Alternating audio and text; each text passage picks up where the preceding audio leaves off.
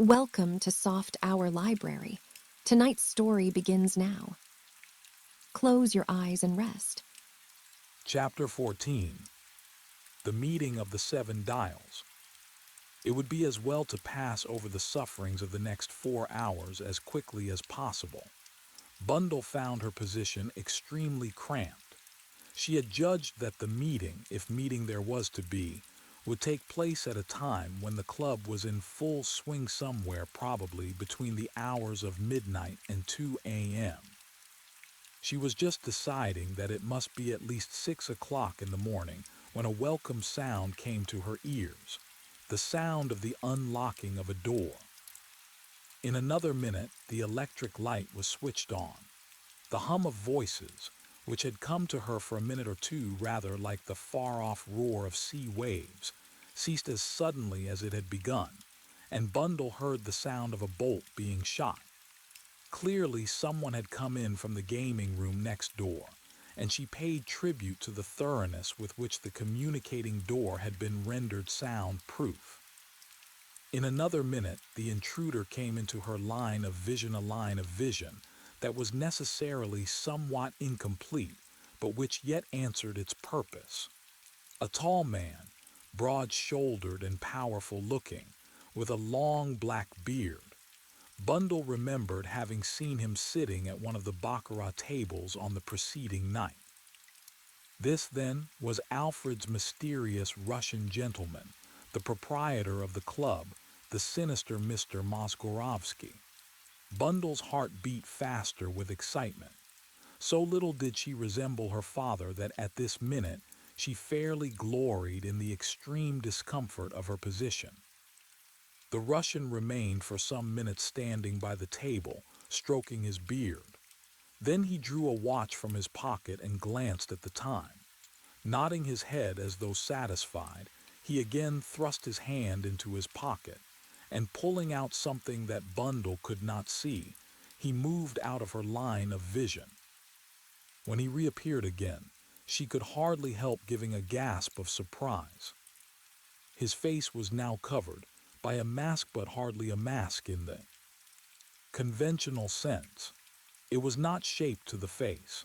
It was a mere piece of material hanging in front of the features like a curtain in which 2 slits were pierced for the eyes. In shape it was round, and on it was the representation of a clock face, with the hands pointing to 6 o'clock. "The 7 dials," said Bundle to herself. And at that minute there came a new sound, 7 muffled taps. Mosgorovsky strode across to where Bundle knew was the other cupboard door. She heard a sharp click, and then the sound of greetings in a foreign tongue. Presently she had a view of the newcomers. They also wore clock masks, but in their case the hands were in a different position, 4 o'clock and 5 o'clock respectively. Both men were in evening dress, but with a difference. One was an elegant, slender young man wearing evening clothes of exquisite cut. The grace with which he moved was foreign rather than English. The other man could be better described as wiry and lean. His clothes fitted him sufficiently well, but no more, and Bundle guessed at his nationality even before she heard his voice. "I reckon we're the first to arrive at this little meeting." A full, pleasant voice with a slight American drawl and an inflection of Irish behind it. The elegant young man said in good, but slightly stilted English, "I had much difficulty in getting away tonight. These things do not always arrange themselves fortunately. I am not, like number 4 here, my own master." Bundle tried to guess at his nationality. Until he spoke, she had thought he might be French, but the accent was not a French one. He might possibly, she thought, be an Austrian or a Hungarian or even a Russian. The American moved to the other side of the table, and Bundle heard a chair being pulled out. "1 o'clock's being a great success," he said. "I congratulate you on taking the risk." 5 o'clock shrugged his shoulders. "Unless one takes risks," he left the sentence unfinished.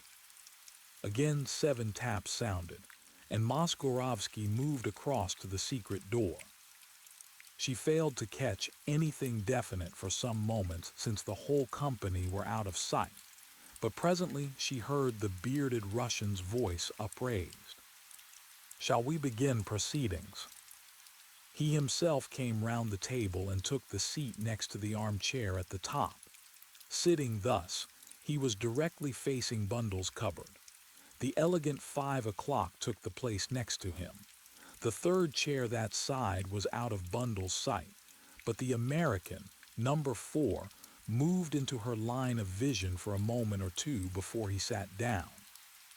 On the near side of the table also, only 2 chairs were visible, and as she watched a hand turn the secondarily the middle chair down, and then with a swift movement, one of the newcomers brushed past the cupboard and took the chair opposite Moskorovsky.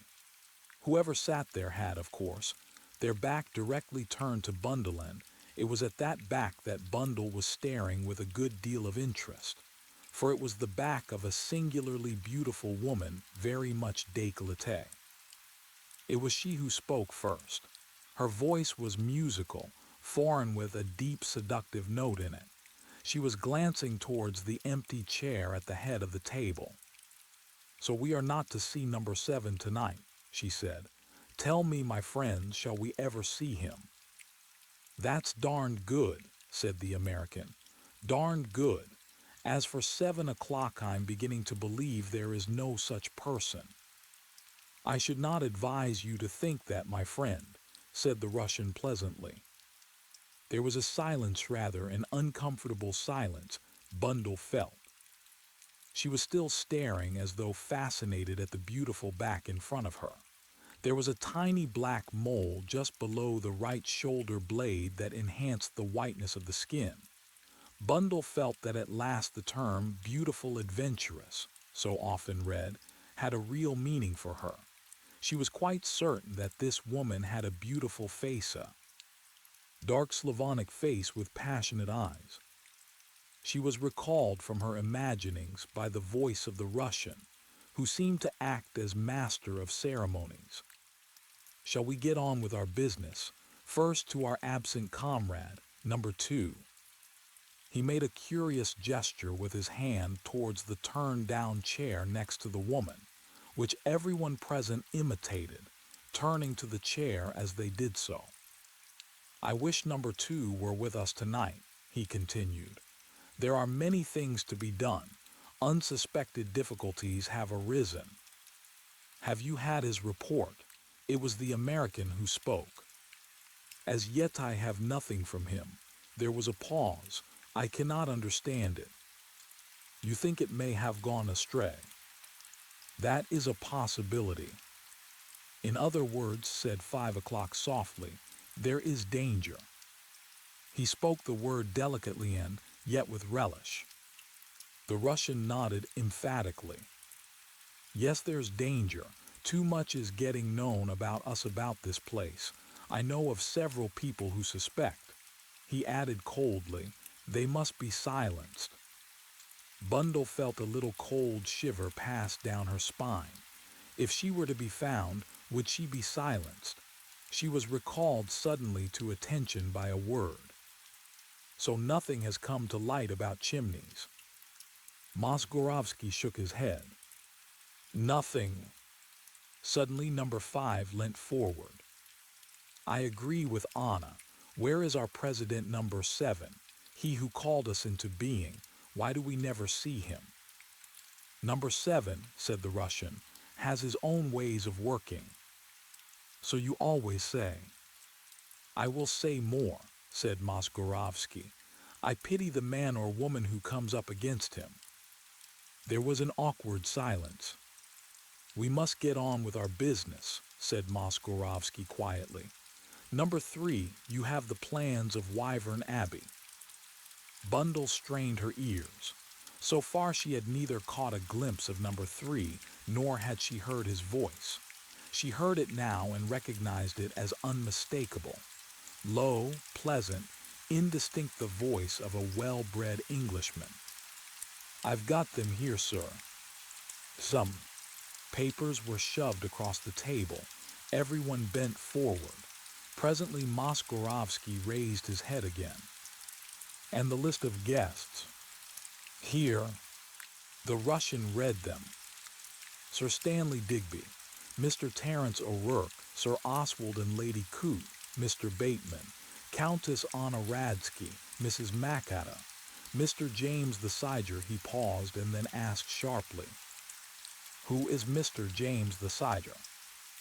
The American laughed. "I guess you needn't worry any about him. The usual complete young ass." The Russian continued reading. Herr Eberhard and Mr. Eversley. That completes the list. "Does it?" said Bundle silently.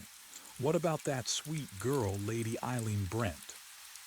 "Yes, there seems nothing to worry about there," said Moskorovsky. He looked across the table. "I suppose there's no doubt whatever about the value of Eberhard's invention." 3 o'clock made a laconic British reply. "None whatever. Commercially it should be worth millions," said the Russian. "And internationally, well, one knows only too well the greed of nations." Bundle had an idea that behind his mask he was smiling unpleasantly. "Yes," he went on, "a gold mine." "Well worth a few lives," said number 5 cynically and laughed. "But you know what inventions are," said the American. "Sometimes these darn things won't work." "A man like Sir Oswald Coote will have made no mistake," said Moskorovsky. "Speaking as an aviator myself," said number 5, "the thing is perfectly feasible. It has been discussed for years, but it needed the genius of Eberhard to bring it to fruition." "Well," said Moskorovsky, "I don't think we need discuss matters any further. You have all seen the plans. I do not think our original scheme can be bettered. By the way, I hear something about a letter of Gerald Wade's that has been found, a letter that mentions this organization. Who found it?" "Lord Caterham's daughter, Lady Eileen Brent." "Bauer should have been on to that," said Moskorovsky. "It was careless of him. Who was the letter written to?" "His sister, I believe," said number 3. "Unfortunate," said Moskorovsky, "but it cannot be helped. The inquest on Ronald Devereux is tomorrow. I suppose that has been arranged for." "Reports as to local lads having been practicing with rifles have been spread everywhere," said the American. "That should be all right then. I think there is nothing further to be said. I think we must all congratulate our dear 1 o'clock and wish her luck in the part she has to play." "Hurrah!" cried number 5, "to Anna." All hands flew out in the same gesture, which Bundle had noticed before. "To Anna." 1 o'clock acknowledged the salutation with a typically foreign gesture. Then she rose to her feet, and the others followed suit. For the first time, Bundle caught a glimpse of number 3 as he came to put Anna's cloak round her, a tall, heavily built man. Then the party filed out through the secret door. Moskorovsky secured it after them. He waited a few moments, and then Bundle heard him unbolt the other door and pass through, after extinguishing the electric light. It was not until 2 hours later that a white and anxious Alfred came to release Bundle. She almost fell into his arms, and he had to hold her up. "Nothing," said Bundle. "Just stiff, that's all. Here, let me sit down." "Oh, Gord, my lady, it's been awful." "Nonsense," said Bundle. "It all went off splendidly. Don't get the wind up now it's all over. It might have gone wrong, but thank goodness it didn't." "Thank goodness, as you say, my lady. I've been in a twitter all the evening. They're a funny crowd, you know." "A damned funny crowd," said Bundle, vigorously massaging her arms and legs. "As a matter of fact, they're the sort of crowd I always imagined until tonight only existed in books. In this life, Alfred, one never stops learning." Chapter 15. The Inquest. Bundle reached home about 6 a.m. She was up and dressed by 9:30 and rang up Jimmy the Cideron. The telephone.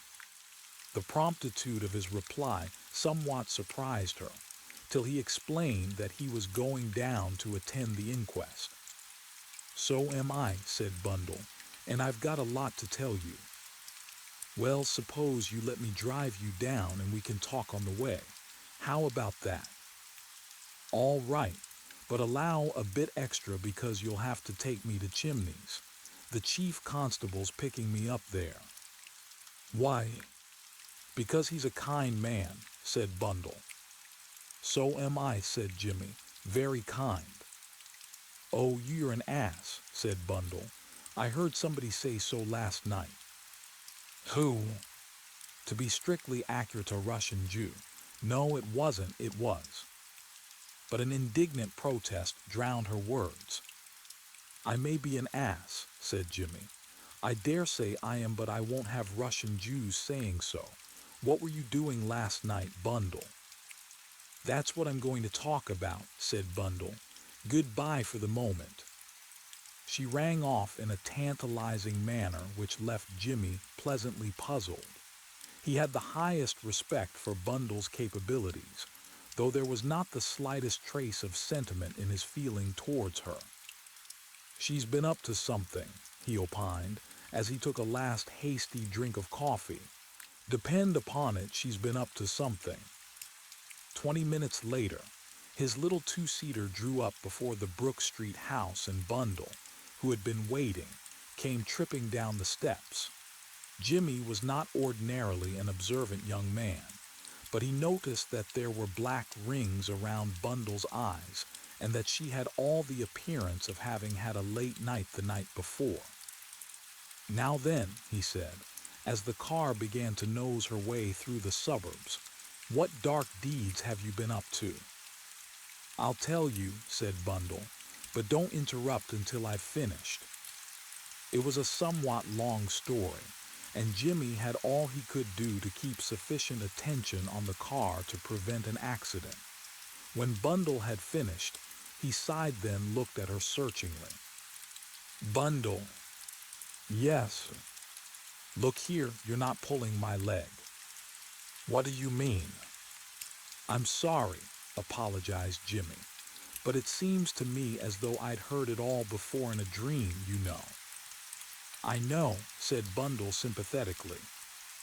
It's impossible, said Jimmy, following out his own train of thought. The beautiful foreign adventuress, the international gang, the mysterious number 7, whose identity nobody knows. I've read it all 100 times in books. Of course you have. So have I, but it's no reason why it shouldn't really happen. I suppose not, admitted Jimmy. After all, I suppose fiction is founded on the truth. I mean, unless things did happen, people couldn't think of them. There is something in what you say, agreed Jimmy. But all the same, I can't help pinching myself to see if I'm awake.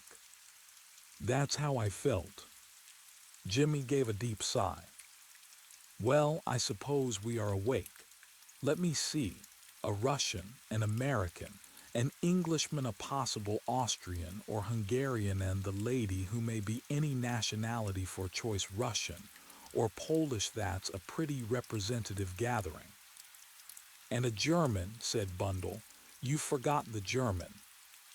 Oh, said Jimmy slowly, you think. The absent number 2 is Bauer, our footman.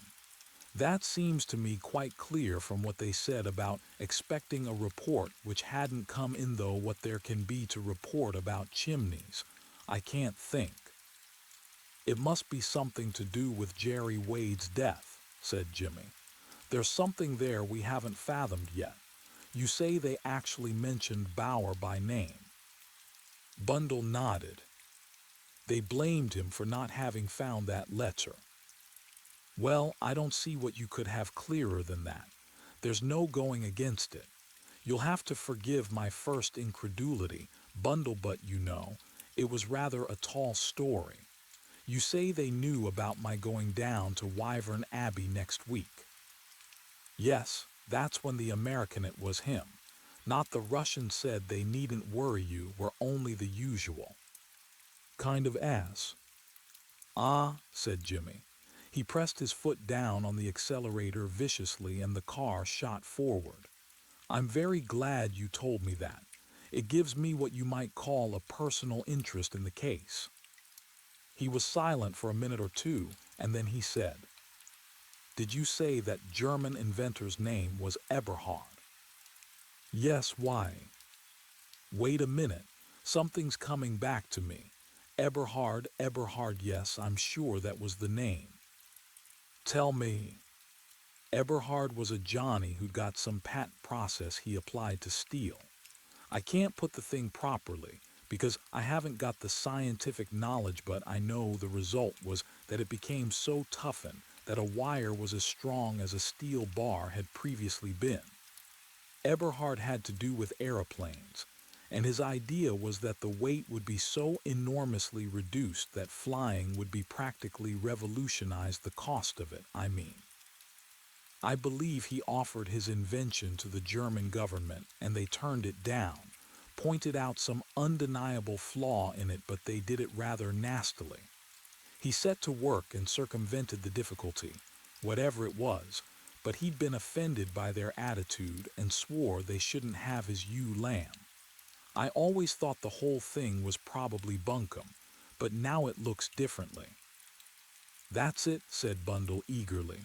You must be right, Jimmy. Eberhard must have offered his invention to our government. They've been taking, or are going to take, Sir Oswald Coote's expert opinion on it. There's going to be an unofficial conference at the Abbey. Sir Oswald George, the Air Minister, and Eberhard. Eberhard will have the plans or the process or whatever you call it. Formula, suggested Jimmy. I think formula is a good word myself. He'll have the formula with him, and the 7 dials are out to steal the formula. I remember the Russian saying it was worth millions. I suppose it would be, said Jimmy. And well worth a few lives, that's what the other man said. Well, it seems to have been, said Jimmy, his face clouding over. Look at this damned inquest today. Bundle, are you sure Ronnie said nothing else? No, said Bundle, just that. 7 dials, tell Jimmy the Siger. That's all he could get out, poor lad. I wish we knew what he knew, said Jimmy. But we found out one thing. I take it that the footman Bauer must almost certainly have been responsible for Jerry's death. You know, Bundle. Yes. Well, I'm a bit worried sometimes. Who's going to be the next one? It really isn't the sort of business for a girl to be mixed up in. Bundle smiled in spite of herself. It occurred to her that it had taken Jimmy a long time to put her in the same category as Lorraine Wade. It's far more likely to be you than me, she remarked cheerfully. Hear, hear, said Jimmy. But what about a few casualties on the other side for a change? I'm feeling rather bloodthirsty this morning. Tell me, Bundle, would you recognize any of these people if you saw them? Bundle hesitated. I think I should recognize number 5, she said at last. He's got a queer way of speaking, a kind of venomous, lisping way that I think I'd know again. What about the Englishman? Bundle shook her head. I saw him least only a glimpse in. He's got a very ordinary voice. Except that he's a big man, there's nothing much to go by. There's the woman, of course, continued Jimmy. She ought to be easier, but then you're not likely to run across her.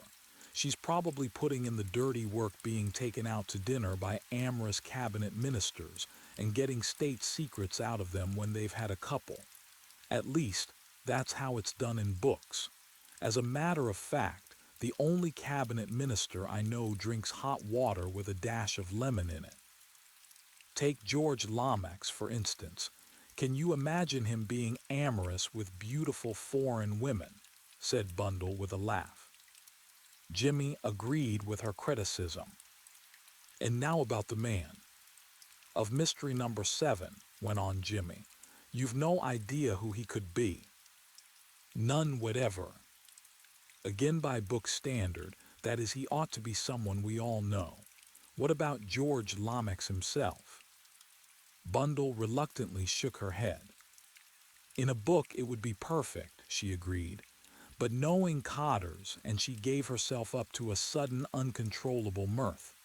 "Cotters, the great criminal organizer," she gasped. "Wouldn't it be marvelous?" Jimmy agreed that it would. Their discussion had taken some time, and his driving had slowed down involuntarily once or twice. They arrived at Chimneys to find Colonel Melrose already there waiting. Jimmy was introduced to him, and they all three proceeded to the inquest together. As Colonel Melrose had predicted, the whole affair was very simple. Bundle gave her evidence. The doctor gave his. Evidence was given of rifle practice in the neighborhood. A verdict of death by misadventure was brought in. After the proceedings were over, Colonel Melrose volunteered to drive Bundle back to Chimneys, and Jimmy the Siger returned to London. For all his light-hearted manner, Bundle's story had impressed him profoundly. He set his lips closely together. "Ronnie, old boy," he murmured, "I'm going to be up against it, and you're not here to join in the game."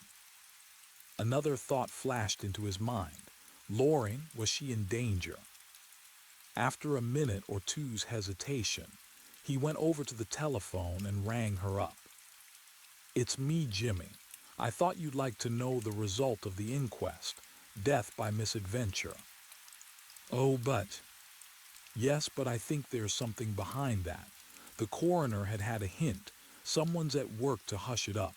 I say, Loring." "Yes." "Look here, there's some funny business going about. You'll be very careful, won't you? For my sake." He heard the quick note of alarm that sprang into her voice. "Jimmy, but then it's dangerous for you." He laughed. "Oh, that's all right. I'm the cat that had 9 lives. Bye-bye, old thing." He rang off and remained a minute or two lost in thought. Then he summoned Stevens. "Do you think you could go out and buy me a pistol, Stevens?" "A pistol, sir?" True to his training, Stevens betrayed no hint of surprise. "What kind of a pistol would you be requiring?" "The kind where you put your finger on the trigger, and the thing goes on shooting until you take it off again." "An automatic, sir." "That's it," said Jimmy. "An automatic. And I should like it to be a blue-nosed one if you and the shopman know what that is. In American stories, the hero always takes his blue-nosed automatic from his hip pocket." Stevens permitted himself a faint, discreet smile. "Most American gentlemen that I have known, sir, carry something very different in their hip pockets," he observed. Jimmy the Siger laughed. Chapter 16. The House Party at the Abbey. Bundle drove over to Wyvern Abbey just in time for tea on Friday afternoon. George Lomax came forward to welcome her with considerable empressement. "My dear Eileen," he said, "I can't tell you how pleased I am to see you here. You must forgive my not having invited you when I asked your father, but to tell the truth, I never dreamed that a party of this kind would appeal to you. I was both surprised and delighted when Lady Caterham told me of your interest in her politics." "I wanted to come so much," said Bundle in a simple, ingenuous manner. "Mrs. Macadda will not arrive till the later train," explained George. "She was speaking at a meeting in Manchester last night. Do you know the Siger? Quite a young fellow, but a remarkable grasp of foreign politics. One would hardly suspect it from his appearance."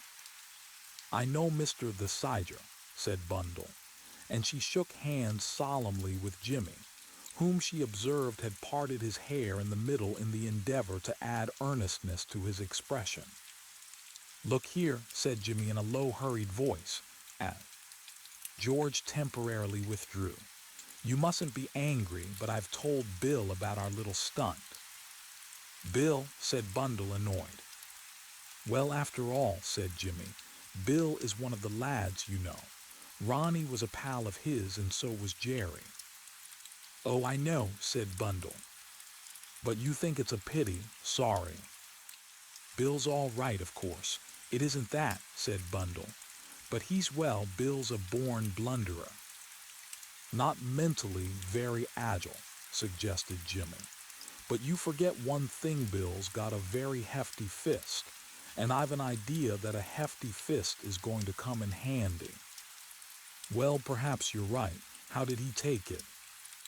"Well, he clutched his head a good bit, but I mean the facts took some driving home. But by repeating the thing patiently in words of one syllable, I at last got it into his thick head. And naturally, he's with us to the death, as you might say." George reappeared suddenly. "I must make some introductions, Eileen. This is Sir Stanley Digby Lady Eileen Brent, Mr. O'Rourke." The Air Minister was a little round man with a cheerful smile. Mr. O'Rourke, a tall young man with laughing blue eyes and a typical Irish face, greeted Bundle with enthusiasm. "And I thinking it was going to be a dull political party entirely," he murmured in an adroit whisper. "Hush," said Bundle. "I'm political, very political." "Sir Oswald and Lady Coote, you know," continued George. "We've never actually met," said Bundle, smiling. She was mentally applauding her father's descriptive powers. Sir Oswald took her hand in an iron grip, and she winced slightly. Lady Coote, after a somewhat mournful greeting, had turned to Jimmy the Sidger, and appeared to be registering something closely akin to pleasure. Despite his reprehensible habit of being late for breakfast, Lady Coote had a fondness for this amiable, pink-faced young man. His air of irrepressible good nature fascinated her. She had a motherly wish to cure him of his bad habits and form him into one of the world's workers. Whether, once formed, he would be as attractive was a question she had never asked herself. She began now to tell him of a very painful motor accident which had happened to one of her friends. "Mr. Bateman," said George briefly, as one who would pass on to better things. A serious, pale-faced young man bowed. "And now," continued George, "I must introduce you to Countess Radsky." Countess Radsky had been conversing with Mr. Bateman. Leaning very far back on a sofa, with her legs crossed in a daring manner, she was smoking a cigarette in an incredibly long turquoise-studded holder. Bundle thought she was one of the most beautiful women she had ever seen. Her eyes were very large and blue. Her hair was coal black. She had a matte skin, the slightly flattened nose of the Slav, and a sinuous, slender body. Her lips were reddened to a degree with which Bundle was sure Wyvern Abbey was totally unacquainted. She said eagerly, "This is Mrs. Makata, yes." On George's replying in the negative and introducing Bundle, the Countess gave her a careless nod, and at once resumed her conversation with the serious Mr. Bateman. Bundle heard Jimmy's voice in her ear. "Pongo is absolutely fascinated by the lovely Slav," he said. "Pathetic, isn't it? Come and have some tea." They drifted once more into the neighborhood of Sir Oswald Coote. "That's a fine place of yours, Chimneys," remarked the great man. "I'm glad you liked it," said Bundle meekly. "Wants new plumbing," said Sir Oswald. "Bring it up to date, you know." He ruminated for a minute or two. "I'm taking the Duke of Alton's place. 3 years. Just while I'm looking round for a place of my own. Your father couldn't sell if he wanted to, I suppose." Bundle felt her breath taken away. She had a nightmare vision of England with innumerable Cootes and innumerable counterparts of Chimneys all. be it understood, with an entirely new system of plumbing installed. She felt a sudden, violent resentment which she told herself was absurd. After all, contrasting Lord Caterham with Sir Oswald Coote, there was no doubt as to who would go to the wall. Sir Oswald had one of those powerful personalities which make all those with whom they come in contact appear faded. He was, as Lord Caterham had said, a human steamroller, and yet, undoubtedly, in many ways, Sir Oswald was a stupid man. Apart from his special line of knowledge and his terrific driving force, he was probably intensely ignorant. 100 delicate appreciations of life which Lord Caterham could and did enjoy were a sealed book to Sir Oswald. Whilst indulging in these reflections, Bundle continued to chat pleasantly. Herr Eberhard, she heard, had arrived, but was lying down with a nervous headache. This was told her by Mr. O'Rourke, who managed to find a place by her side and keep it. Altogether, Bundle went up to dress in a pleasant mood of expectation, with a slight nervous dread hovering in the background whenever she thought of the imminent arrival of Mrs. Mackadder. Bundle felt that dalliance with Mrs. Mackadder was going to prove no primrose path. Her first shock was when she came down, demurely attired in a black lace frock, and passed along the hall. A footman was standing there, at least a man dressed as a footman, but that square, burly figure lent itself badly to the deception. Bundle stopped and stared. "Superintendent Battle," she breathed. "That's right, Lady Eileen." "Oh," said Bundle uncertainly, "are you here to keep an eye on things?" "I see. That warning letter, you know," said the superintendent, "fairly put the wind up Mr. Lomax. Nothing would do for him but that I should come down myself." "But don't you think," began Bundle, and stopped. She hardly liked to suggest to the superintendent that his disguise was not a particularly efficient one.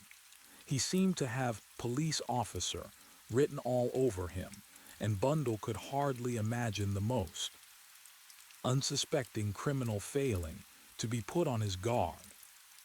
"You think," said the superintendent stolidly, "that I might be recognized." He gave the final word a distinct capital letter. "I did think so, yes," admitted Bundle. Something that might conceivably have been intended for a smile crossed the woodenness of Superintendent Battle's features. "Put them on their guard, eh? Well, Lady Eileen, why not?" "Why not?" echoed Bundle rather stupidly, she felt. Superintendent Battle was nodding his head slowly. "We don't want any unpleasantness, do we?" he said. "Don't want to be too clever, just show any light-fingered gentry that may be about well. Just show them that there's somebody on the spot, so to speak." Bundle gazed at him in some admiration. She could imagine that the sudden appearance of so renowned a personage as Superintendent Battle might have a depressing effect on any scheme, and the hatchers of it.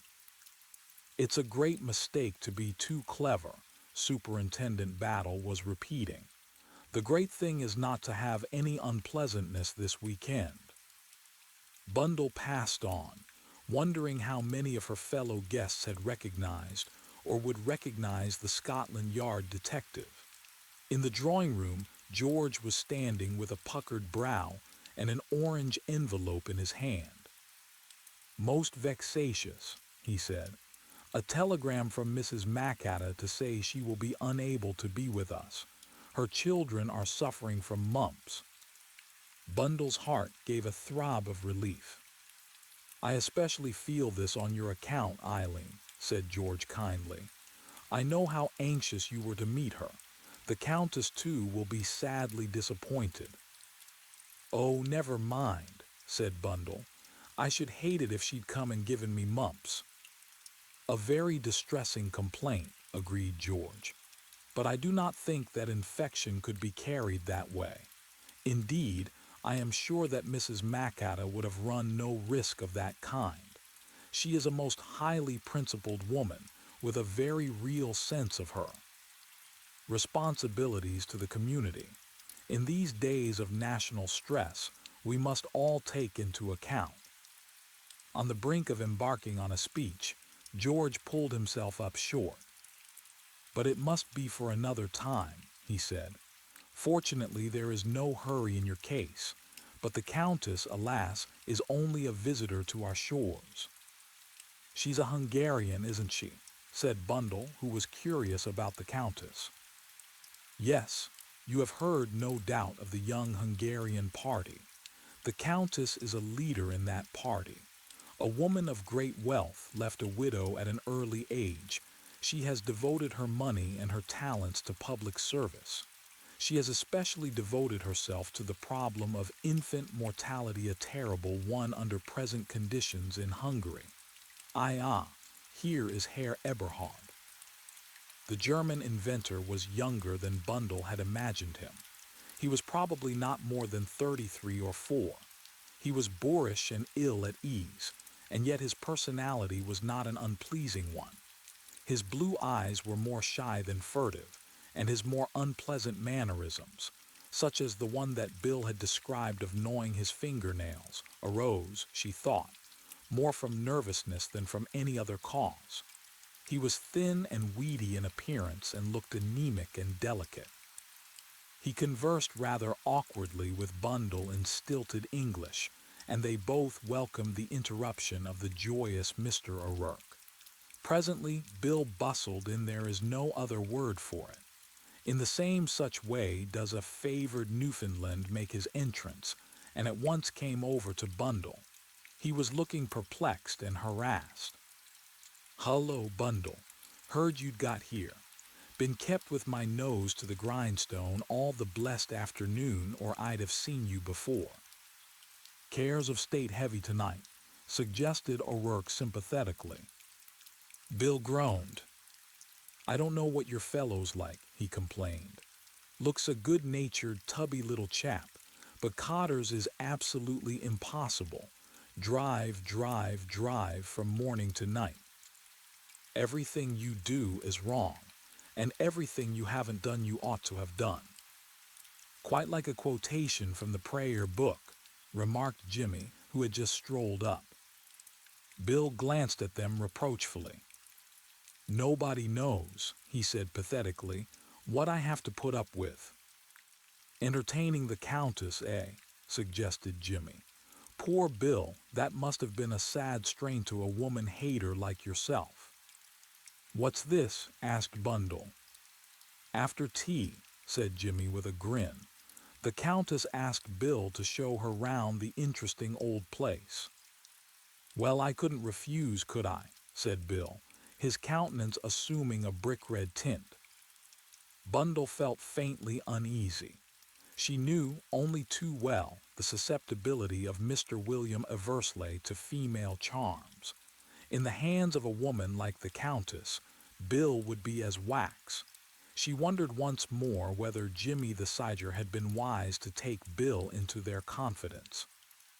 "The Countess," said Bill, "is a very charming woman and no end intelligent. You should have seen her going round the house. All sorts of questions she asked." "What kind of questions?" asked Bundle suddenly. Bill was vague. "Oh, I don't know, about the history of it, and old furniture, and all sorts of things." At that moment the Countess swept into the room. She seemed a shade breathless. She was looking magnificent in a close-fitting black velvet gown. Bundle noticed how Bill gravitated at once into her immediate neighborhood. The serious, spectacled young man joined him.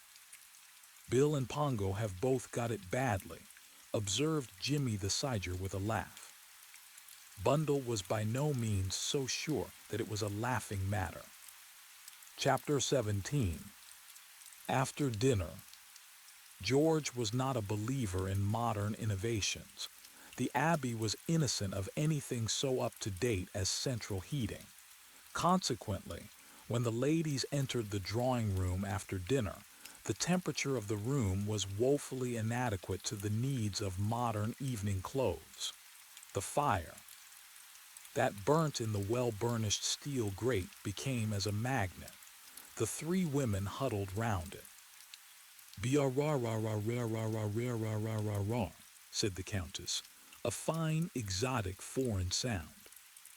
"The days are drawing in," said Lady Coote, and drew a flowered atrocity of a scarf closer about her ample shoulders. "Why on earth doesn't George have the house properly heated?" said Bundle. "You English, you never heat your houses," said the Countess.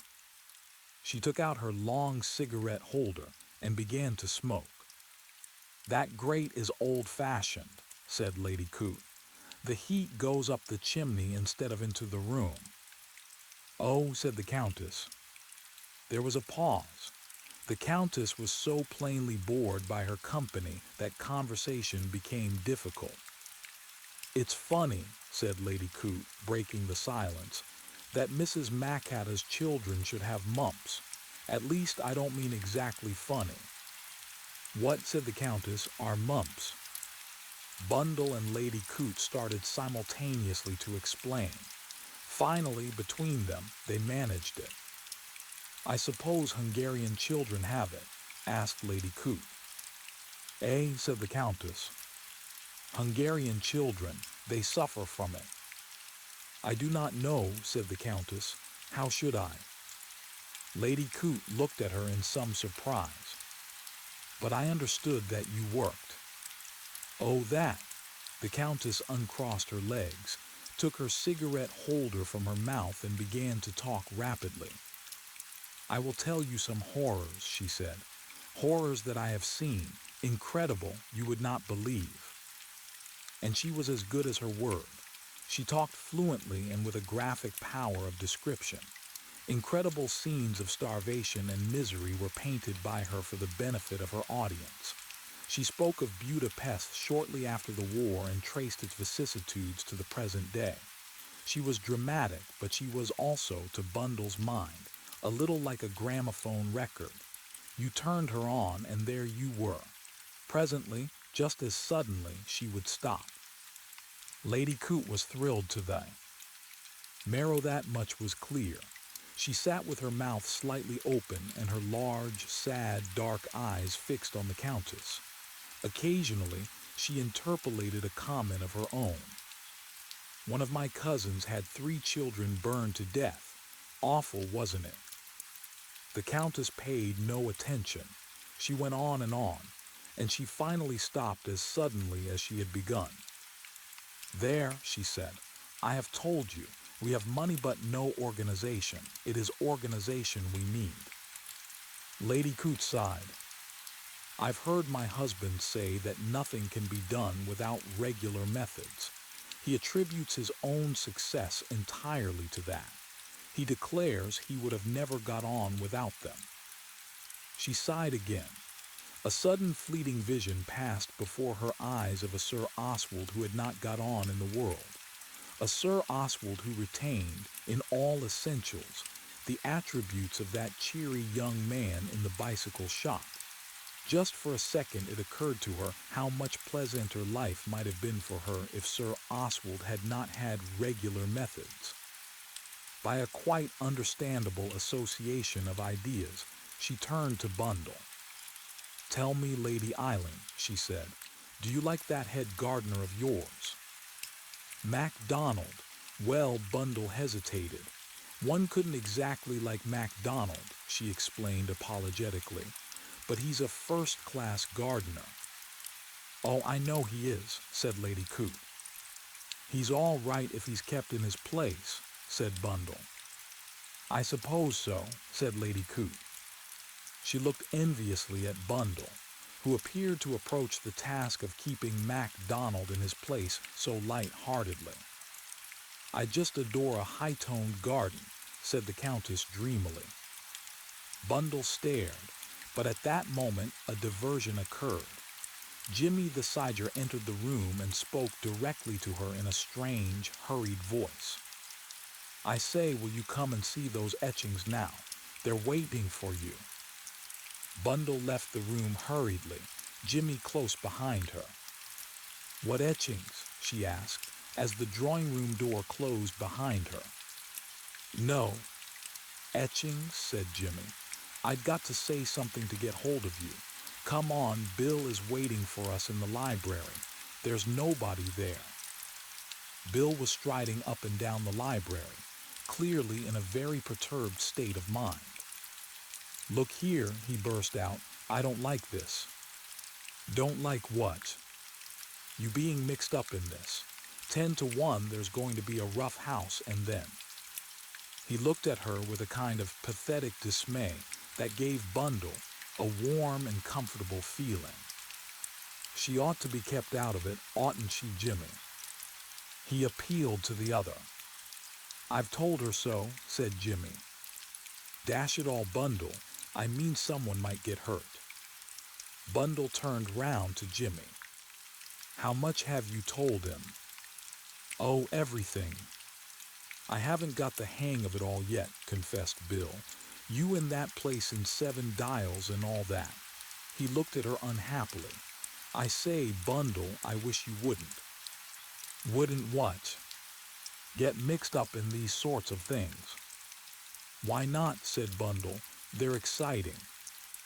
Oh, yes, exciting, but they may be damnably dangerous. Look at poor old Ronnie. Yes, said Bundle. If it hadn't been for your friend Ronnie, I don't suppose I should ever have got what you call mixed up in this thing. But I am, and it's no earthly use your bleating about it. I know you're the most frightful sport, Bundle, but cut out the compliments, let's make plans. To her relief, Bill reacted favorably to the suggestion. You're right about the formula, he said. Eberhard's got some sort of formula with him, or rather Sir Oswald has. The stuff has been tested out at his works very secretly and all that. Eberhard has been down there with him. They're all in the study, now what you might call coming down to brass tacks. How long is Sir Stanley Digby staying? Asked Jimmy.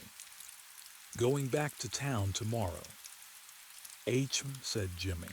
Then one thing's quite clear. If, as I suppose, Sir Stanley will be taking the formula with him any. Funny business, there's going to be will be tonight. I suppose it will.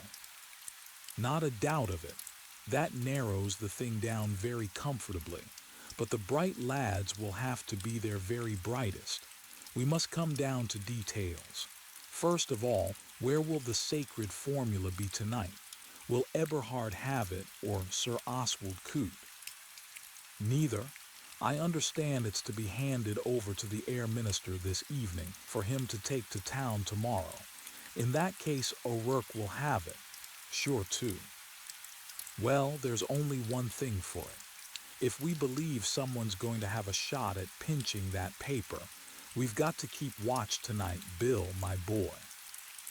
Bundle opened her mouth as though to protest, but shut it again without speaking.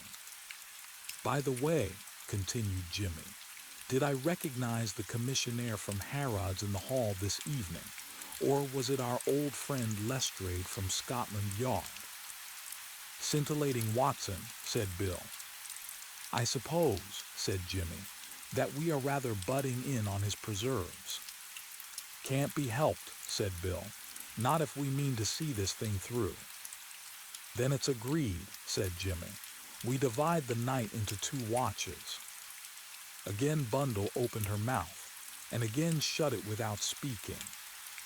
Right you are, agreed Bill. Who'll take first duty? Shall we spin for it? Might as well. All right, here goes. Heads you first and I second. Tails vice versa. Bill nodded. The coin spun in the air. Jimmy bent to look at it. Tails, he said. Damn, said Bill. You get first half and probably any fun that's going. Oh, you never know, said Jimmy. Criminals are very uncertain. What time shall I wake you? 3:30. That's about fair, I think. And now at last Bundle spoke. "What about me?" she asked. "Nothing doing. You go to bed and sleep." "Oh," said Bundle, "that's not very exciting." "You never know," said Jimmy kindly. "You may be murdered in your sleep whilst Bill and I escape scot-free." "Well, there's always that possibility. Do you know, Jimmy, I don't half like the look of that countess. I suspect her." "Nonsense," cried Bill hotly. "She's absolutely above suspicion." "How do you know?" retorted Bundle. "Because I do. Why, one of the fellows at the Hungarian embassy vouched for her." "Oh," said Bundle, momentarily taken aback by his fervor. "You girls are all the same," grumbled Bill, "just because she's a jolly good-looking woman." Bundle was only too well acquainted with this unfair masculine line of argument. "Well, don't you go and pour confidences into her shell-pink ear," she remarked. "I'm going to bed. I was bored stiff in that drawing room and I'm not going back." She left the room. Bill looked at Jimmy. "Good old Bundle," he said. "I was afraid we might have trouble with her. You know how keen she is to be in everything. I think the way she took it was just wonderful." "So did I," said Jimmy. "It staggered me." "She's got some sense, Bundle has. She knows when a thing's plumb impossible. I say, oughtn't we to have some lethal weapons? Chaps usually do when they're going on this sort of stunt." "I have a blue-nosed automatic," said Jimmy with gentle pride. "It weighs several pounds and looks most murderous. I'll lend it to you when the time comes." Bill looked at him with respect and envy. "What made you think of getting that?" he said. "I don't know," said Jimmy carelessly. "It just came to me." "I hope we shan't go and shoot the wrong person," said Bill with some anxiety. "That would be unfortunate," said Mr. the Siger gravely. Chapter 18. Jimmy's Adventures. Our chronicle must here split into three separate and distinct portions. The night was to prove an eventful one, and each of the three persons involved saw it from his or her own individual angle. We will begin with that pleasant and engaging youth, Mr. Jimmy the Siger, at a moment when he has at last exchanged final good nights with his fellow conspirator, Bill Eversley. "Don't forget," said Bill, 3 a.m. if you're still alive, that is," he added kindly. "I may be an ass," said Jimmy, with rancorous remembrance of the remark Bundle had repeated to him, "but I'm not nearly so much of an ass as I look." "That's what you said about Jerry Wade," said Bill slowly. "Do you remember? And that very night he—" "Shut up, you damned fool," said Jimmy. "Haven't you got any tact?" "Of course I've got tact," said Bill. "I'm a budding diplomatist. All diplomatists have tact." "Ah," said Jimmy, "you must be still in what they call the larval stage." "I can't get over Bundle," said Bill, reverting abruptly to a former topic. "I should certainly have said that she'd be, well, difficult. Bundle's improved. She's improved very much." "That's what your chief was saying," said Jimmy. "He said he was agreeably surprised." "I thought Bundle was laying it on a bit thick myself," said Bill. "But Cotters is such an ass he'd swallow anything. Well, night-night. I expect you'll have a bit of a job waking me when the time comes, but stick to it. It won't be much good if you've taken a leaf out of Jerry Wade's book," said Jimmy maliciously. Bill looked at him reproachfully. "What the hell do you want to go and make a chap uncomfortable for?" he demanded. "You're only getting your own back," said Jimmy. "Toddle along." But Bill lingered. He stood uncomfortably, first on one foot and then on the other. "Look here," he said. "Yes. What I mean to say is, well, I mean you'll be all right and all that, won't you? It's all very well ragging, but when I think of poor old Jerry and then poor old Ronnie." Jimmy gazed at him in exasperation. Bill was one of those who undoubtedly meant well, but the result of his efforts would not be described as heartening. "I see," he remarked, "that I shall have to show you Leopold." He slipped his hand into the pocket of the dark blue suit into which he had just changed and held out something for Bill's inspection. "A real, genuine blue-nosed automatic," he said with modest pride. "No, I say," Bill said, "is it really?" He was undoubtedly impressed. "Stevens, my man, got him for me. Warranted clean and methodical in his habits. You press the button and Leopold does the rest." "Oh," said Bill, "I say, Jimmy." "Yes." "Be careful, won't you? I mean, don't go loosing that thing off at anybody. Pretty awkward if you shot old Digby walking in his sleep." "That's all right," said Jimmy. "Naturally, I want to get value out of Leopold now I've bought him, but I'll curb my bloodthirsty instincts as far as possible." "Well, night-night," said Bill for the 14th time, and this time really did depart.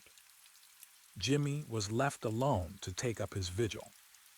Sir Stanley Digby occupied a room at the extremity of the west wing. A bathroom adjoined it on one side, and on the other a communicating door led into a smaller room, which was tenanted by Mr. Terence O'Rourke. The doors of these three rooms gave on to a short corridor. The watcher had a simple task. A chair placed inconspicuously in the shadow of an oak press just where the corridor ran into the main gallery formed a perfect vantage ground.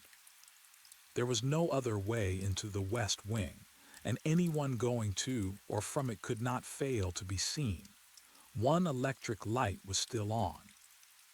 Jimmy ensconced himself comfortably, crossed his legs, and waited. Leopold lay in readiness across his knee. He glanced at his watch. It was 20 minutes to 1, just an hour since the household had retired to rest. Not a sound broke the stillness, except for the far-off ticking of a clock somewhere. Somehow or other, Jimmy did not much care for that sound. It recalled things. Gerald weighed in those 7 ticking clocks on the mantelpiece. Whose hand had placed them there and why? He shivered. It was a creepy business, this waiting. He didn't wonder that things happened at spiritualistic seances. Sitting in the gloom, one got all worked up ready to start at the least sound, and unpleasant thoughts came crowding in on a fellow. Ronnie Devereux and Jerry Wade, both young, both full of life and energy, ordinary, jolly, healthy young men. And now where were they? Dank earth, worms getting them. Why couldn't he put these horrible thoughts out of his mind? He looked again at his watch.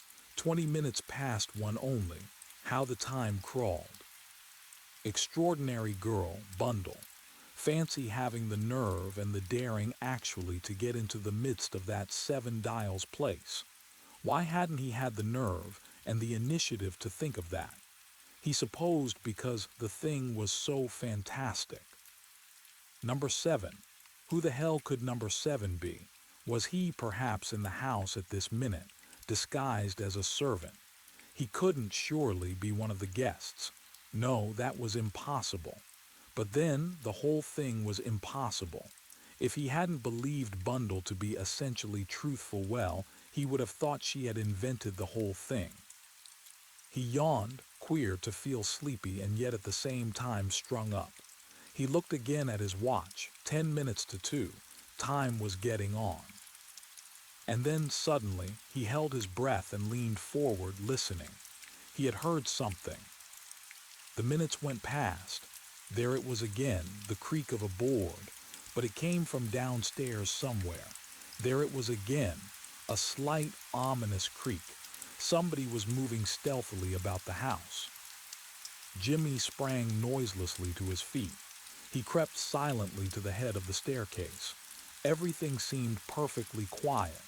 Yet he was quite certain he had really heard that stealthy sound. It was not imagination. Very quietly and cautiously he crept down the staircase, Leopold clasped tightly in his right hand. Not a sound in the big hall. If he had been correct in assuming that the muffled sound came from directly beneath him, then it must have come from the library. Jimmy stole to the door of it, listened, but heard nothing. Then, suddenly flinging open the door, he switched on the lights. Nothing, the big room was flooded with light, but it was empty. Jimmy frowned. I could have sworn, he murmured to himself. The library was a large room with 3 windows which opened onto the terrace. Jimmy strode across the room. The middle window was unlatched. He opened it and stepped out on the terrace, looking from end to end of it. Nothing. Looks all right, he murmured to himself, and yet. He remained for a minute lost in thought. Then he stepped back into the library. Crossing to the door, he locked it and put the key in his pocket. Then he switched off the light. He stood for a minute listening, then crossed softly to the open window and stood there, Leopold ready in his hand. Was there or was there not a soft patter of feet along the terrace? No, his imagination. He grasped Leopold tightly and stood listening. In the distance, a stable clock chimed 2.